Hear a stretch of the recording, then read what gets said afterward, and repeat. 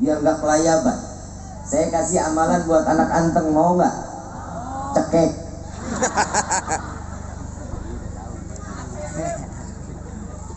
Sekarang logika, mana ada anak kecil yang hidupnya yang nggak pecicilan, yang nggak lari sana, nggak lari sini. Kalau ada anak kecil yang diam aja, bawa ke dokter, aduin ke psikiater. Ada gangguan nggak normal ini anak. Makanya lihat, ini buat DKM masjid. Di masjid kalau ada anak kecil lari-larian, kejaran sana kejar sini, kalau bercanda, sholatnya lagi bercanda, itu namanya anak-anak. Jadi kalau DKM ngelihat anak kecil lagi bercanda, jangan digebuk, jangan disentil, jangan diapa-apain, udah jangan diusir. Pisahin sopnya. Pisahin 2 sop atau 3 sop, biar ini anak-anak. Biar dia suka dulu sama masjid. Kalau anak kecil lagi sholat, dia bercanda kanan kiri, anak-anak wajar. Masa ya aki-aki sholatnya begitu? Al-Imam Ghazali radhiyallahu anhu beliau mengatakan, musibah terbesar yang datangnya kelak nanti di akhir zaman, sudah tidak terdengar suara anak kecil di dalam masjid. Ini adalah suatu musibah. Kenapa? Karena akan datang suatu zaman nanti sudah tidak akan pernah lagi ada yang memakmurkan masjid. Kenapa? Ini anak udah pada trauma.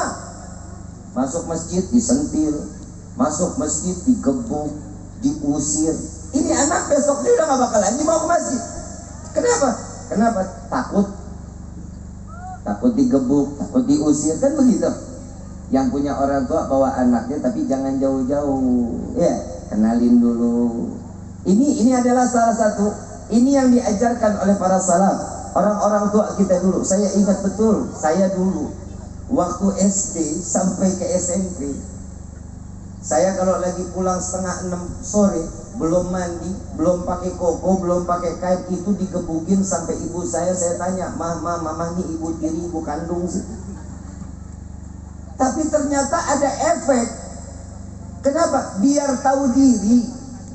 Sebentar lagi maghrib, ayo siapin diri. Saat dimana? Dari maghrib ketemu isya itu doanya dikabulin, zikirnya dibaca, maulidnya dibaca, tahlilnya dibaca.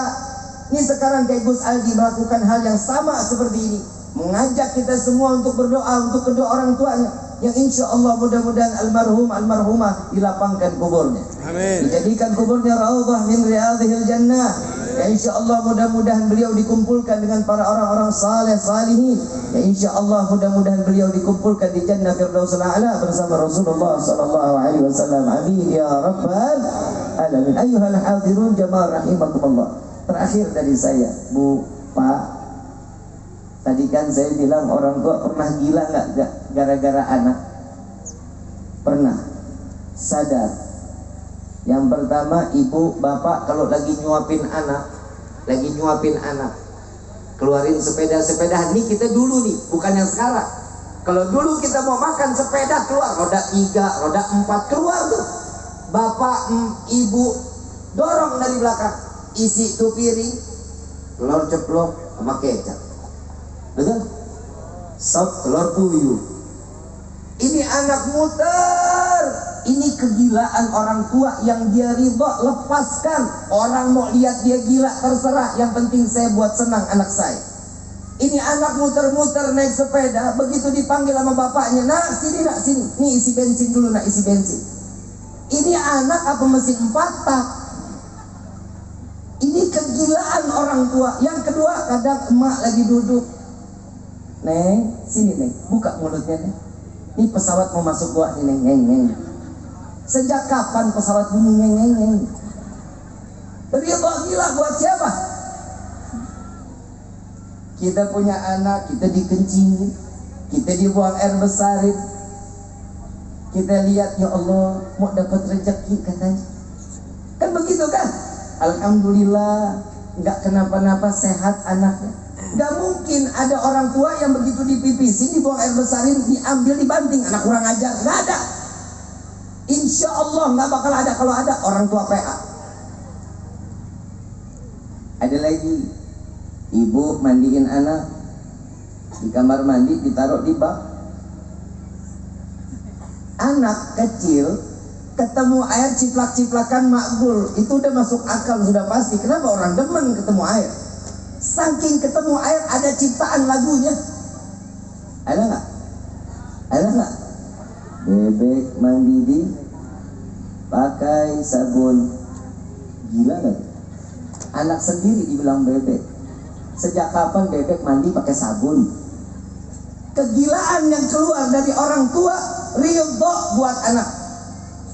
Habis mandi ditaruh di atas tempat tidur, dipakein perlak, dipakein minyak telon, dipakein bedak. Yang namanya kulit bayi kan sensitif, begitu dipegang dia geli, ketawa-ketawa, tangan goyang, kaki goyang. Orang tua makin tambah gila. Ada lagu sampai sekarang saya nggak tahu siapa penciptanya, mungkin di sini ada yang tahu. Nina. Siapa penciptanya itu lagu? Orang tua PA. Ini ada lanjutan ini.